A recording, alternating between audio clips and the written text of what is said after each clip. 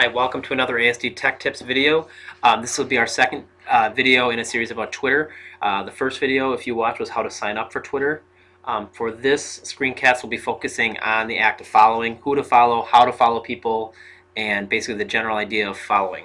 So to access our Twitter account, you need to open up an internet browser. You can use whatever browser you choose. I'm going to use Internet Explorer today. I'm going to type in www.twitter.com. And you'll get to this home screen. Depending on what browser you use, Twitter will look a little bit different, but for the most part, the tools are the same. To log in, you need to use either the username you chose, or you can just use the email address that you signed up for. I remember that I used my school address for this test Twitter account. And then use the password you selected, and sign in. Okay. What Twitter tries to do is it tries to help you get started right away. It knows that I basically am a brand new user. I have had 0 tweets, I'm following no one, and no one is following me. So what it's doing, it's trying to help me get started. It's giving me some of the hottest people to follow right now based on popularity. So Edwin Lee, Detroit Lions, Ron Paul right now are 3 of the highest trending people to follow on Twitter. They also give you some more options over here. I can even view more people, which we'll do in a second. This box right here is for you. It shows you your name. You can go click on your profile. You can edit your profile. You can also do that by going up here to this pull down. But it also shows you your activity, how many times you've tweeted, who you're following, how many people are following you, and who you're following. This is also where you would tweet. A tweet is you putting out a message for Twitter. To be honest, I didn't do a lot of tweeting early on. I do now. But originally, I used Twitter to just follow people's tweets. I followed people in my field. I followed political figures. I followed sports teams. I followed newscasts. I used it for all sorts of reasons, both personal and professional. I didn't do a whole lot of tweeting. I wasn't a person who wanted to tweet out, hey, on my way to the grocery store or drinking a cup of joe at Starbucks. That wasn't me. But there is a lot of value in connecting to people socially, and this is the function you'd use for that communication piece. You notice right now it has this number of 140. You get 140 characters on a tweet. As you start typing something in, the numbers go lower. So if I want to put a tweet out saying something like,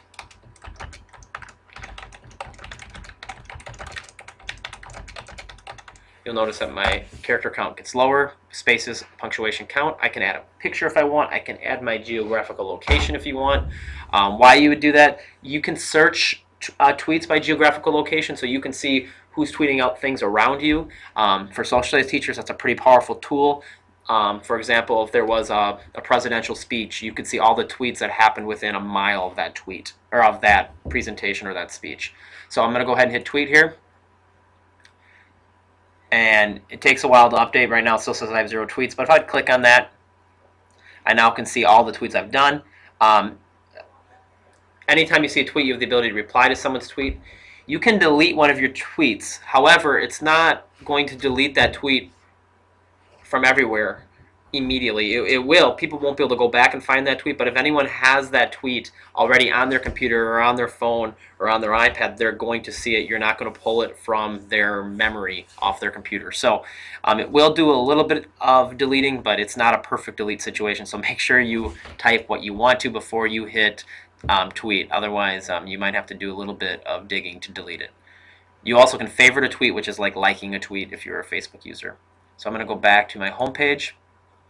We'll talk about this up here quick. The home page gets you back to this main screen. This @Connect basically shows anytime someone makes a comment to you that involves a tweet of yours, whether they retweet, resend, comment, favorite, whatever, this will show any activity that involves how you are connected to Twitter. This is the hashtag button. We'll talk about tagging in the next video, but if someone would tag something, you can search via hashtag. Okay. So again, earlier I told you about how Twitter will help you out. If I click this who to follow, view all button, it's going to give me all sorts of different people who are hot to follow right now. These are the hottest people right now. I can also look by, I can find friends by email addresses if I want to put in contacts for my Gmail account, such things like that. I can browse categories, so I can look for users in the music industry, the sports industry, so on and so on. I also can just type in someone's name. I know that my other account, my handle is @PackerParking _ I did it backwards. Sorry about that. and I can search Twitter. And I can see that this is me, and I can choose to follow this person. So I'm going to go ahead and follow myself on Twitter, which seems kind of weird. All right, now if I go back to my home page, it says I'm following one person. Once you start following someone, you're going to see that I have, these are all the personal people that I follow professionally as well, all sorts of things. But I can click on my Packer Parking following, and I can see that I put out 720 tweets, I follow 322 people, and I have 79 people that follow me. A good way to network in Twitter is if you know that there's someone you want to follow that has views, professional things that are similar to you, you can see who they're following. And now I'm in my page, and I can go through and I can see all the different things I want to follow. So, Web 2.0 education, it says if you're a K-12 educator, be sure to follow. So now, my new account, I can click on any of these and start following, and I can start building up a following. Twitter, it's something that it grows on you. Originally, I was only following 1 or 2 people, and then I started following literally hundreds. Okay, it's a lot to take in. One of the things that I found is a great website that I think will help you find people to follow professionally. So I'm going to open up a new tab, and I'm going to go to our ASD Tech Tips.weebly page. And we have this Using Twitter for Professional Development page. Go ahead and click on that. And what you'll see now is you'll see the first video I made. But right here it says, the following link is a wiki that lists educators in your field. Go ahead and click on that link. And what this page has, it's a wiki page that was created by other teachers, basically. And they've listed every basic description you could of different professional educators, whether you're a music teacher, math teacher, retired teacher, computer science teacher, all sorts. Okay, so if I'm an elementary teacher, I can go ahead and click elementary teachers, and what this is going to do, it's going to show me different people you can follow. Okay, these may be people who are leaders in the area. They may be people who just tweet a lot, but basically it gives you a list to start from. You can go through and you can read, and if you think something that sounds interesting to you, you can go ahead and click on that. All right. I, of course, went into the technology side of it. Technology coordinators and specialists, special ed teachers. There's all sorts of things. Once you are in this listing, if you find someone you like, okay, you can just click on their name, and what it's going to do is it's going to open them up in Twitter. And then all you simply need to do to follow them is click on the follow link. And they're going to start showing up in your page as you follow. Okay? I know this is a lot to take in, especially if this is your first time at Twitter. What I suggest is to find 1 or 2 people that you want to follow. We have many people in Ashwaubenon School District who use Twitter in different ways. Please follow our tech team. To follow our tech team, you just have to type in @SchwabTech,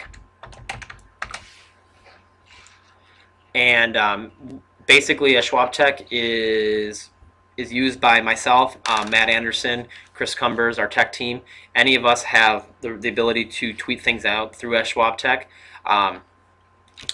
I think it's great. Please follow me at Packer Parking if you like. You're going to get a lot of the same things from @SchwabTech, but you're also going to get some of the things that I enjoy in my personal life as well, whether that's the Packers or sports or whatever, my family in general. So again, I urge you to start small. Maybe pick 1 or 2 people to follow. See if you can find 1 or 2 people from that wiki list.